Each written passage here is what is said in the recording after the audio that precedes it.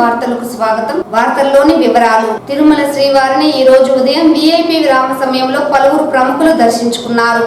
తిరుమల శ్రీవారిని దర్శించుకున్న వారిలో ఎమ్మెల్యే పూర్ణచంద్ర, యాల వెంకటేశ్వర్ వేరువేరుగా స్వామివారి సేవలో పాల్గొని మొక్కులు చెల్లించుకున్నారు.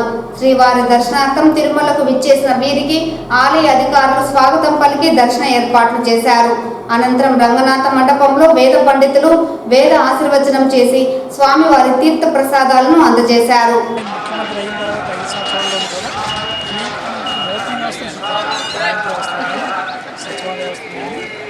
ఇలాంటి వ్యవస్థను సృష్టించి ప్రజలకి చెరువుగా ప్రభుత్వం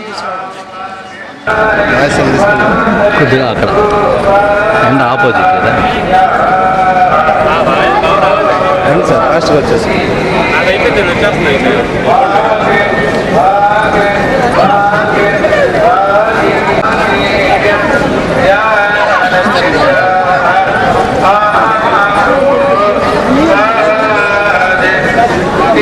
నమస్కారం.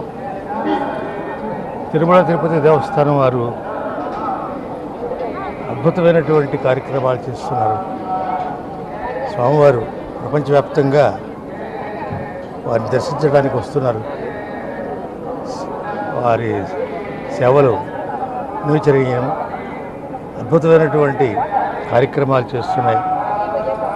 ముఖ్యంగా ధార్మిక, సాంఘిక, విద్య, వైద్యం, సంగీతం, సాహిత్యం, వేదములు అన్నిటి కూడా ఎంతో ప్రోత్సహిస్తున్నది. ప్రభుత్వం కూడా చేయటం లేదు. మేము వస్తున్నామంటే ప్రతి నెల వస్తుంటాం. స్వామివారి అనుగ్రహం వలన నేను 60 సంవత్సరాల నుంచి వస్తున్నాను ఇక్కడికి.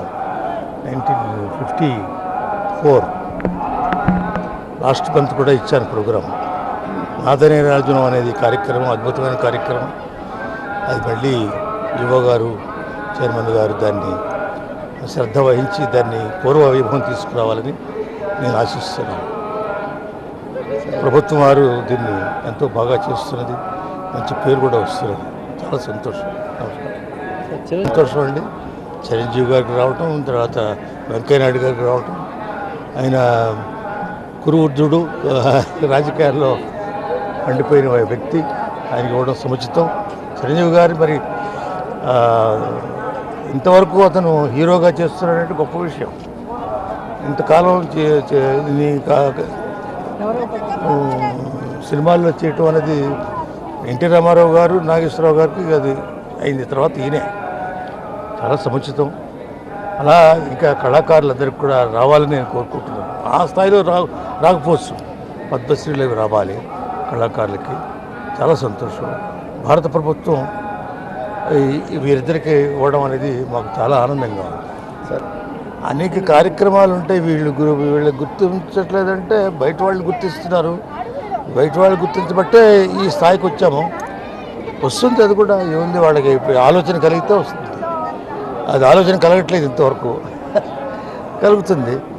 దానికి మేము బాధపడట్లేదు. స్వామివారి ఉన్నారు, ఆయన చూసుకుంటాడండి. సర్వజన సుఖనోభవంతు. రెండో కుమార్తె అయినటువంటి టేనా కొడుకు బర్త్డే సందర్భంగా వెంకటేశ్వర స్వామి ఆశీస్సులు పొందడం కోసం ఈ రోజుని నా కుటుంబ సమేతంగా రావడం జరిగింది. మరి వెంకటేశ్వర స్వామి ఆశీస్సులు పొందాం. మా కుటుంబం అంతా చాలా సంతోషంగా ఉండడం జరిగింది. అంతకు మించి ఇందులో ప్రత్యేకమైనటువంటి ప్రాముఖ్యత అంటూ లేదు. కేవలం కుటుంబం అందరి చేత ఒకసారి స్వామి దర్శనం చేయించాలనే ఉద్దేశంతో నేను, మా అల్లుళ్ళు, మా కూతుళ్ళు, మా వియ్యంకుళ్ళు అందరం కలిసి రావడం జరిగిందని తెలియపరచుకుంటాను. రానున్న ఎలక్షన్ మీ నియోజకవర్గంలో ఎలా ఉంది?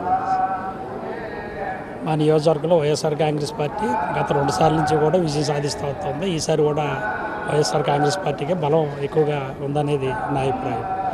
అదే ఎమ్మెల్యేలు కొంతమంది ఎంపీలను ఇచ్చేస్తున్నారు, ఎంపీలని ఎమ్మెల్యేలుగా ఇచ్చేస్తున్నారు నియోజకవర్గం. అంటే మా ముఖ్యమంత్రి గారి లక్ష్యం రెండోసారి ప్రభుత్వాన్ని అధికారంలో తీసుకురావాలి. అది పేద ప్రజల కోసం ఏర్పాటైనటువంటి ప్రభుత్వం ఇది.